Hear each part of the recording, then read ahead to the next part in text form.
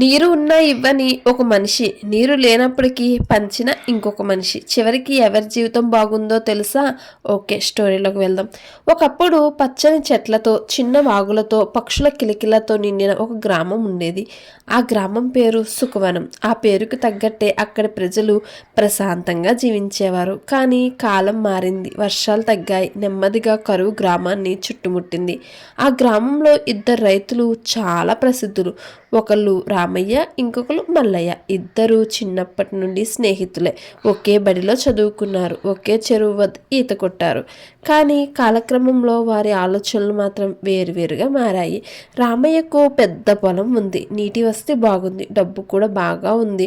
కానీ అతని మనసు మాత్రం ఎండిపోయిన నేలలా మారిపోయింది. ఎవరు సహాయం అడిగినా నాకే సరిపోవడం లేదు అని చెప్పి పంపించేవాడు. మల్లయ్య దగ్గర మాత్రం చిన్న పొలం, చిన్న బావి మాత్రమే ఉన్నాయి.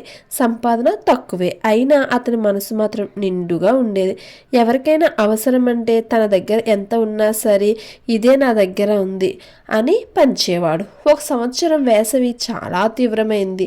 ఎండకు నేల చీలిపోయింది, చెరువులు పూర్తిగా ఎండిపోయాయి. పశువులకు కూడా నీరు దొరకని పరిస్థితి వచ్చింది.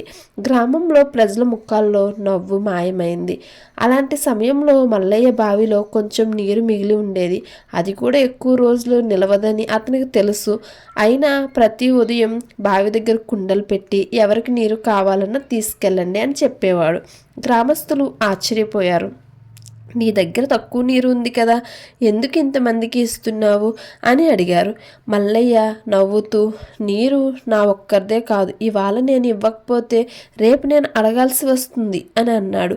అదే సమయంలో రామయ్య ఇంటి దగ్గర పెద్ద బావి ఉండేది. నీరు ఉన్నా ఎవ్వరికీ ఇవ్వడు. ఒకరోజు ఒక వృద్ధుడు వచ్చి, బాబు ఒక కుండ నీరు ఇస్తావా అని అడిగాడు. రామయ్య కోపంగా, ఇక్కడికి ఎందుకు వస్తారు అందరూ, నా నీరు నాకు అవసరం అని పంపించేశాడు. కాలం గడిచింది. రోజులు మరింత వేడిగా మారాయి. మల్లయ్య బావిలో నీరు తగ్గిపోయింది. చివరికి ఒకరోజు పూర్తిగా ఎండిపోయింది. గ్రామస్తులందరూ బాధపడ్డారు. మల్లయ్య మాత్రం నిశ్శబ్దంగా బావి దగ్గర కూర్చొని ఆకాశాన్ని చూస్తూ ఉండిపోయాడు. ఆ రాత్రి అనూహ్యంగా మేఘాలు కమ్ముకున్నాయి. ఉరుములు మెరుపులతో భారీ వర్షం కురిసింది. వర్షపు నీరు మల్లయ్య బావిని పూర్తిగా నింపింది. చిన్న వాగు కూడా మళ్ళీ ప్రవహించసాగింది. అయితే విచిత్రంగా రామయ్య పొలంలో మాత్రం చుక్క వర్షం కూడా పడలేదు. అతని బావి పూర్తిగా ఎండిపోయింది. పంటలు ఎండిపోతున్నాయి. కుటుంబం ఆందోళనలో పడింది. రామయ్య మొదటిసారి భయపడ్డాడు.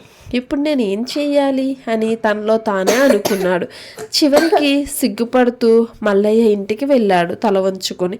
మల్లయ్య, నాకు నీరు కావాలి, నా బావి ఎండిపోయింది అని అన్నాడు. మల్లయ్య ఒక్క క్షణం కూడా ఆలస్యం చేయలేదు.